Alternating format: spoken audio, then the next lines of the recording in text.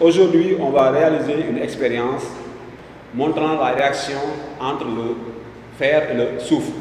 L'objectif de cette expérience, c'est d'une part de distinguer les réactifs des produits dans une réaction chimique, d'autre part de faire la distinction entre une réaction chimique et un phénomène physique.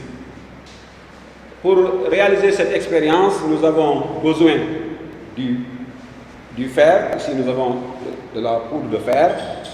Nous avons besoin aussi du soufre en poudre. Nous avons besoin donc d'une allumette pour déclencher la réaction. Nous avons encore besoin d'une brique réfractaire qui peut supporter donc certaines températures et d'un aimant. Bon, nous allons d'abord approcher l'aimant de la poudre de fer. Donc on observe ici que l'aimant attire les morceaux de fer.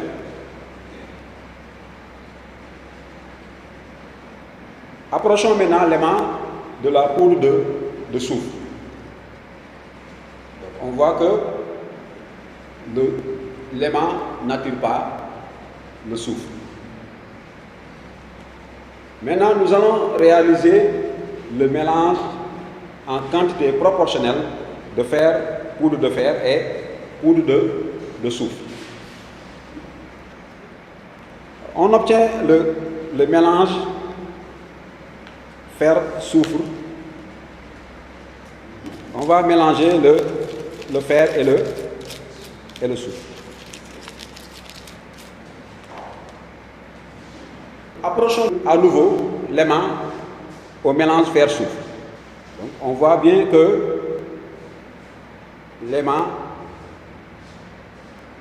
attire uniquement les morceaux de fer. Malgré le mélange, l'aimant attire les morceaux de fer. Maintenant, on va amorcer la réaction entre le fer et le soufre. Maintenant, on prend l'allumette. Nous allons utiliser une flamme pour amorcer la réaction.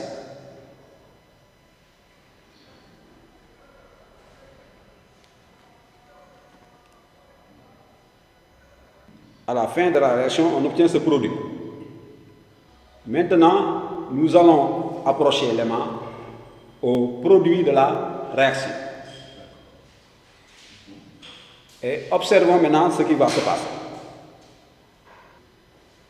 On voit que le produit obtenu n'est pas attiré par l'aimant. On peut dire que ce produit ne contient plus de fer. Cela signifie que le fer s'est transformé à un autre corps. Que la réaction entre le fer et le soufre a donné un produit qui est différent du fer et du soufre, appelé sulfure de fer. Ces mêmes phénomènes sont observés lorsqu'on laisse des aliments pendant longtemps sans système de conservation.